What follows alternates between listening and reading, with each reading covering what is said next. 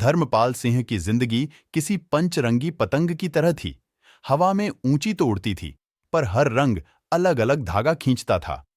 5 पत्नियां, 5 महल, 5 अलग दुनियाएं, लेकिन दिल एक पिंजरे में कैद चिड़िया की तरह बेचैन कभी किसी को हासिल नहीं हो पाया।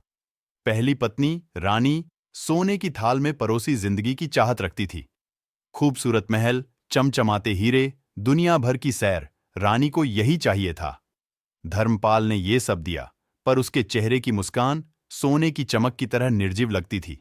दूसरी पत्नी मीना खुशबुओं की रानी थी। इत्र की हवा में महकता उसका झान, धर्मपाल के लिए नए नए नृत्य, मंत्रमुग्ध कर देने वाली आवाज। मीना ने प्यार का नशा पिलाया, पर वो नशा भी उतारने के बाद उदासी छोड़ जाता था। तीसरी पत्नी ममता मिट्टी की मूरत थी। प्रकृति, कला, गीत, उसके जीवन का सार यही था।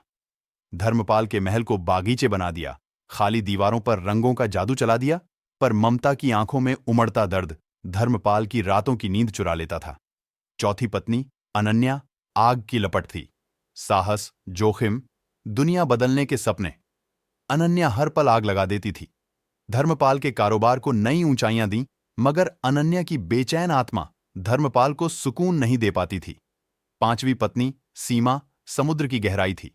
शांत, गंभीर, ध्यान की प्यासी। सीमा ने धर्मपाल को खुद की तरफ देखना सिखाया। पर समुद्र की गहराई में खोकर क्या पतंग को धागा थामे हुए कोई रह सकता था? 5 महलों में घूमता हुआ धर्मपाल समझ गया कि जिंदगी खजाने से नहीं, बल्कि रिश्तों से बनती है। सोने का महल एक कमरे जैसा लगता था। इत्र की खुशबू सांस रोक देती थी। बागीचे की सुंदरता आंखों को थका देती थी। जोखिम का उत्साह बेचैनी बढ़ा देता था, और ज्ञान की प्यास अकेले ही बुझती थी। एक शाम 5 पत्नियों को इकट्ठा करके धर्मपाल ने फैसला सुनाया। वो 5 महलों की जिंदगी छोड़ देगा, एक साधारण घर बनाएगा और सब साथ रहेंगे। पत्नियों को ये अजीब लगा, पर धर्मपाल की आंखों में पहली बार एक सुकून देखा तो उम्मीद जगी। साधारण घर में 5 दुनियाएं मिली।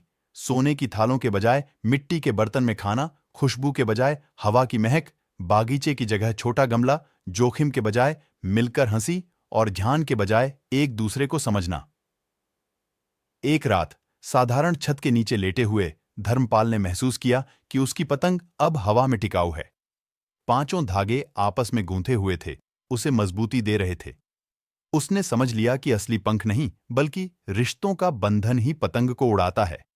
और इस छोटे से आशियाने में उसके पास 5 नहीं, बल्कि एक बड़ा खुशहाल परिवार था।